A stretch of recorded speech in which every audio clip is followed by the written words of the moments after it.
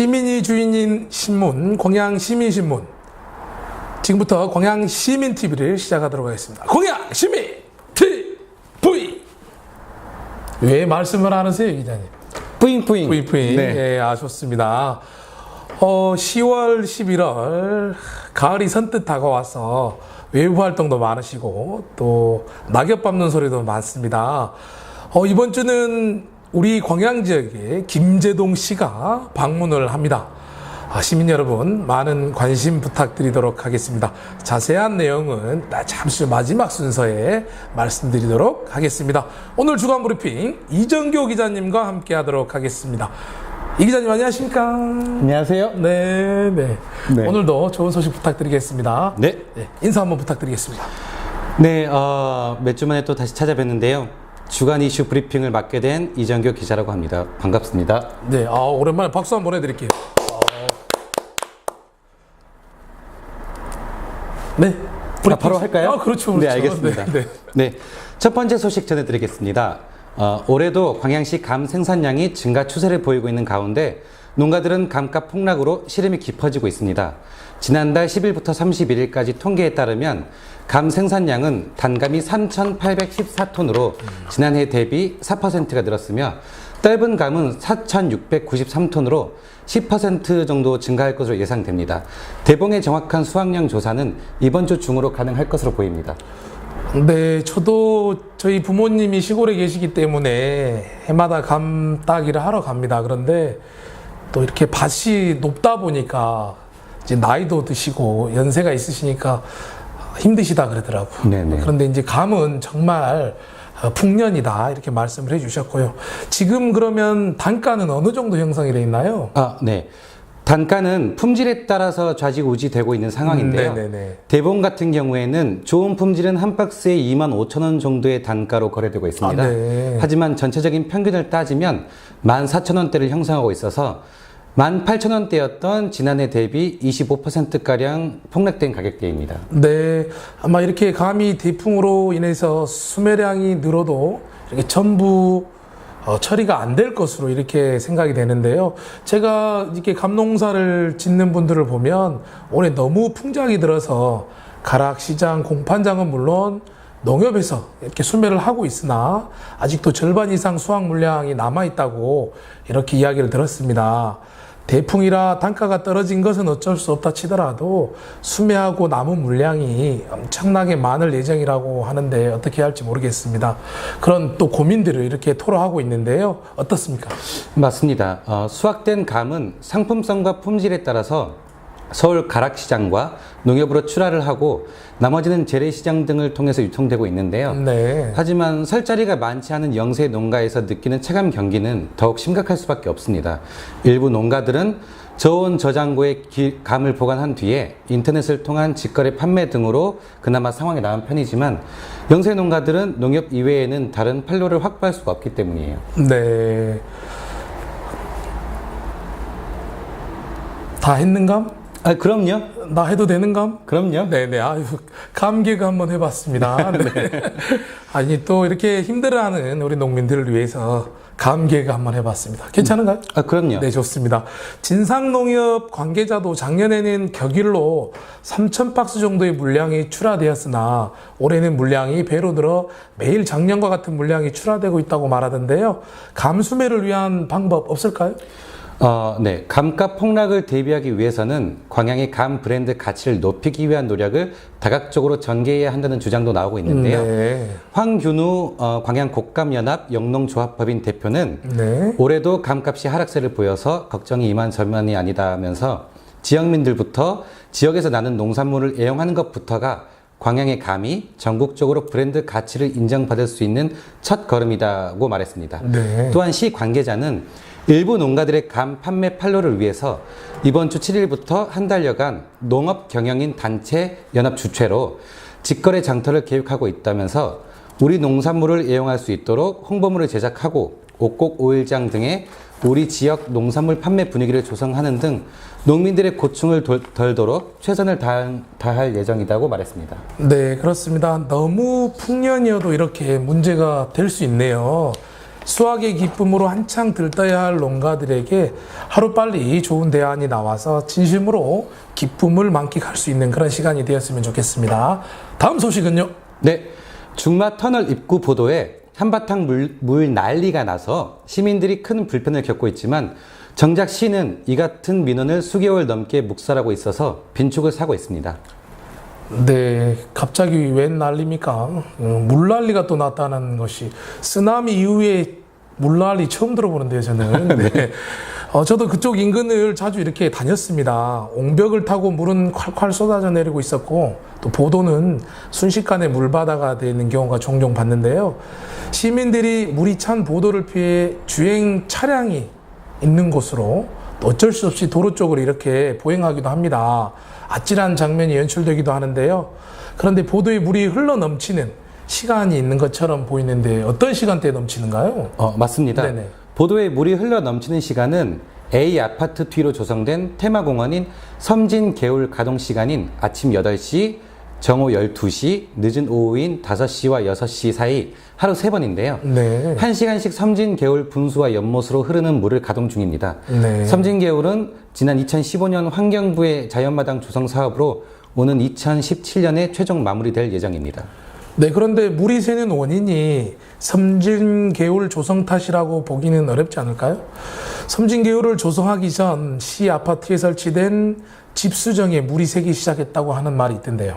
네, 아파트 관계자는 혹시 모를 사고를 대비해서 네. 지난 2009년 아파트 뒤편에 조성된 주차장 쪽으로 배수로를 하나 더 만들어서 현재는 총 2곳의 배수로가 있다고 설명했는데요.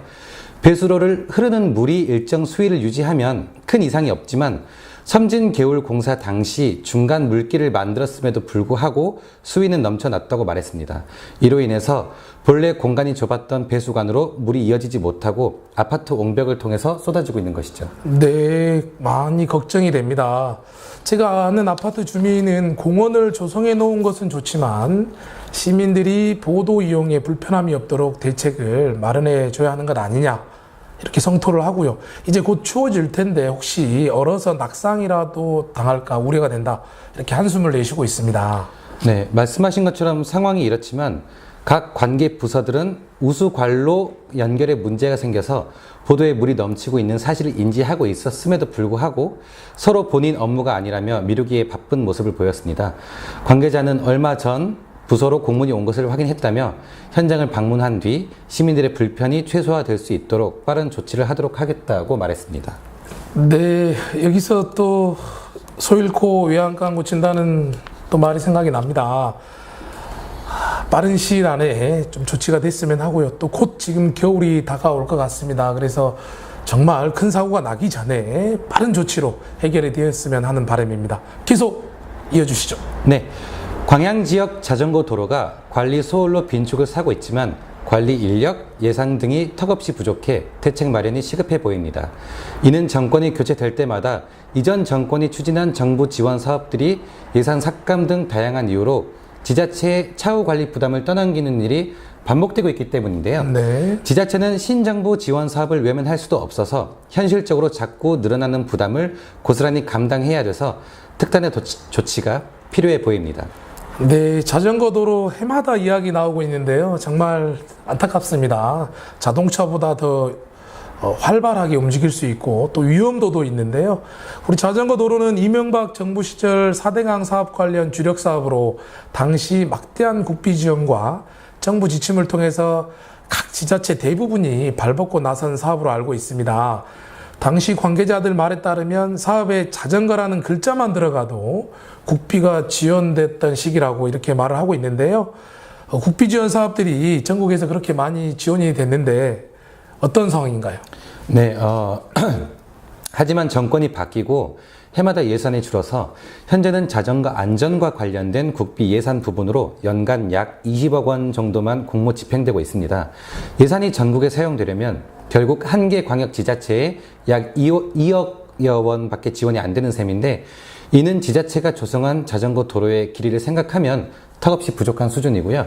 네. 이처럼 구조적 지원이 절실하지만 정부는 유지관리의 일체를 각 지자체에 떠넘기고만 있습니다. 네, 광양시도 지난 2013년 섬진강 인근 지역을 마지막으로 조성 사업을 마쳐 지역 곳곳에 완공되고 있지만 꾸준한 유지 관리에는 어려움을 겪고 있죠.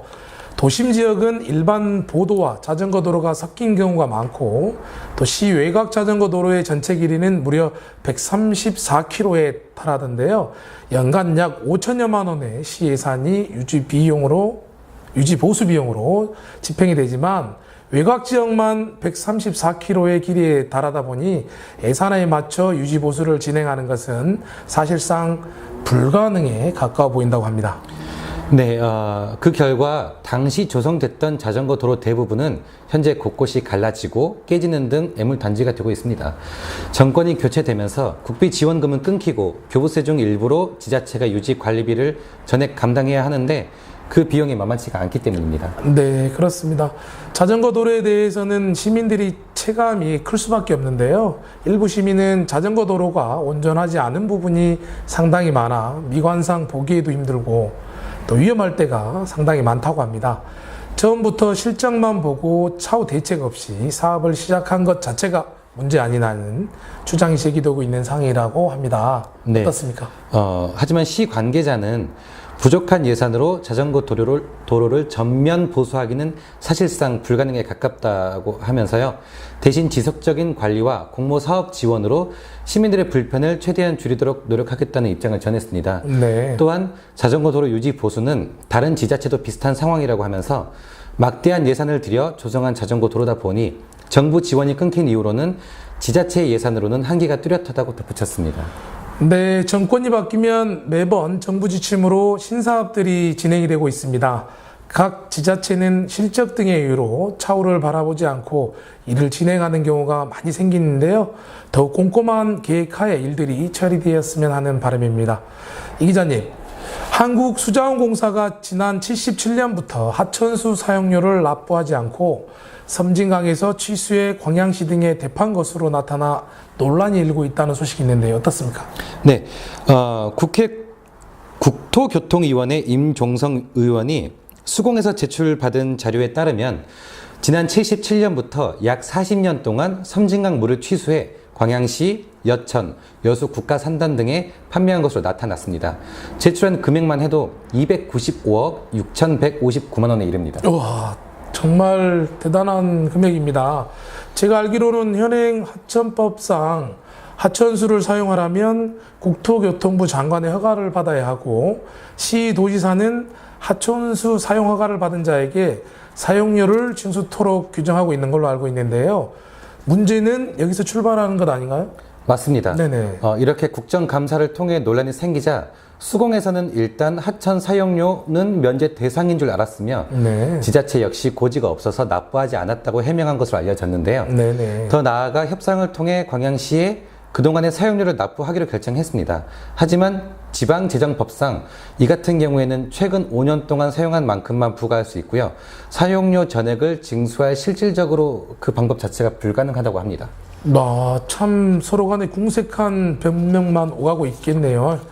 시와는 어떻게 협상이 된 건가요? 네, 최근 광양시와 수자원공사는 협상을 통해서 최근 5년간의 사용료를 부과하기로 합의에 이르렀는데요. 네. 추정되는 금액은 약 5년간 60억 원으로 광양시는 정확한 금액에 대해서는 협상을 이유로 조심스러운 반응을 보였습니다.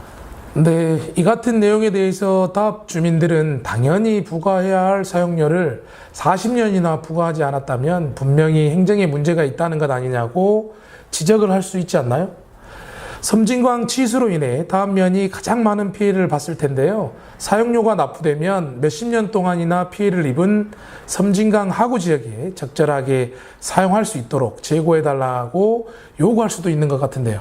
네, 정확하게 다합 주민들도 그러한 반응들을 보이고 있습니다. 네. 한편 섬진강과 유사한 부조 취수장이 있는 경주시 같은 경우에는 약 100억 원의 사용료가 부과됐으며 양측이 합의에 이르지 못해서 소송을 준비하고 있는 것으로 알려졌습니다. 하천수를 마음대로 끌어다 쓰고 당연히 지급해야 할 사용료를 수십 년간 내지 않은 것도 아는 거지만 지자체가 이 사실을 몰랐다는 것도 엄연한 직무유기가 아닌가 싶습니다. 정말 나빠요.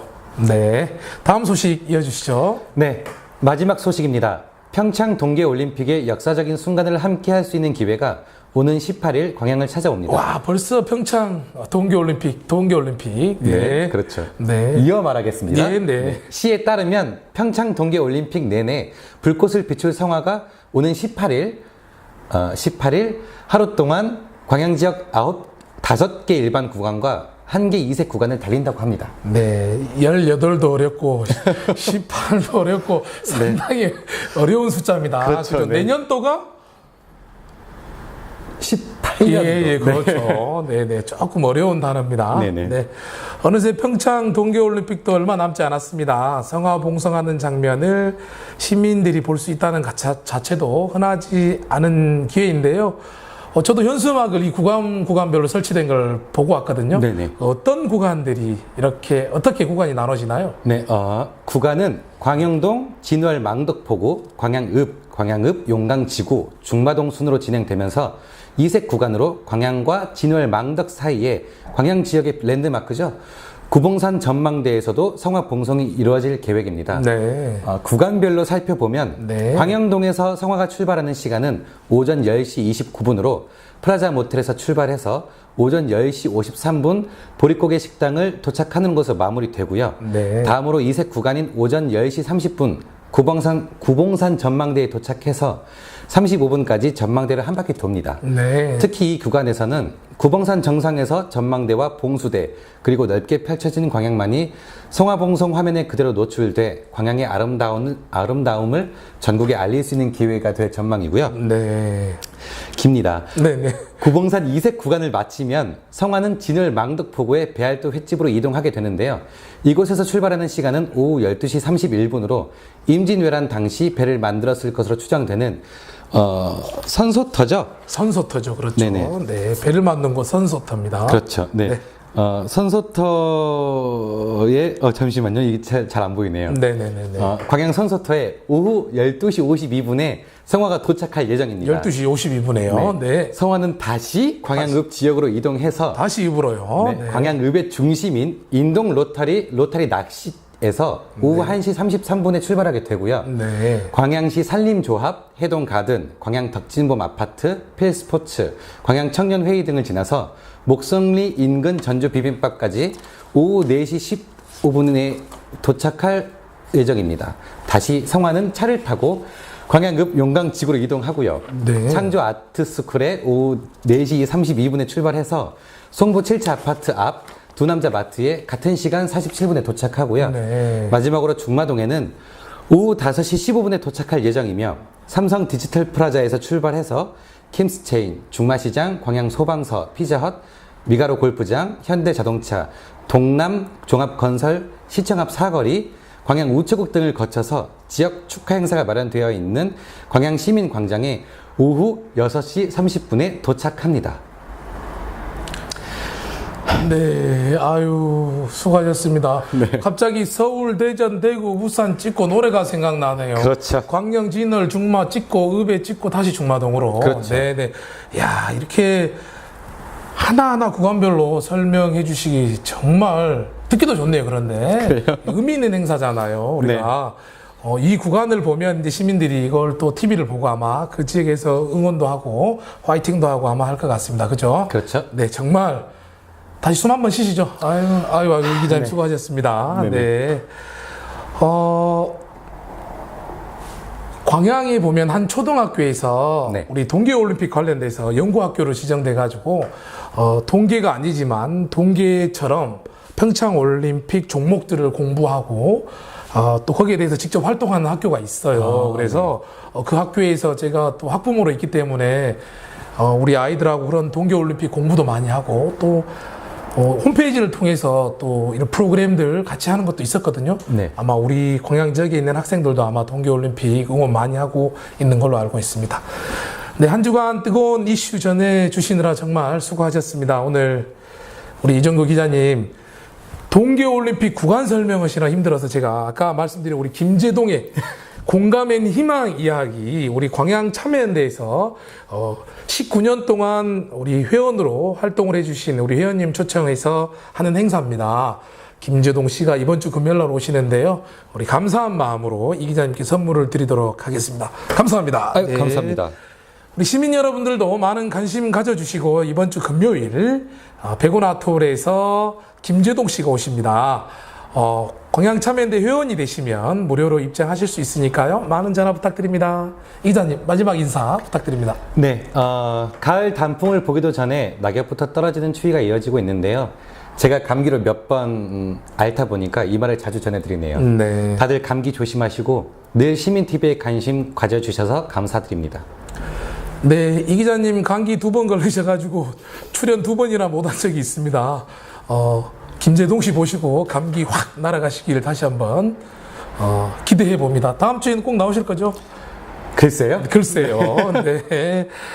지금까지 이종교 기자님과 함께한 주간 브리핑 순서였습니다. 저희는 광고 보시고 하겠습니다. 광고! 광양 시민이 주인인 신문. 지역민의 펀드로 만들어진 시민 주주신문. 시민들의 시선으로 진정한 독립언론의 길을 걸어가겠습니다. 구독문의 061-761-2992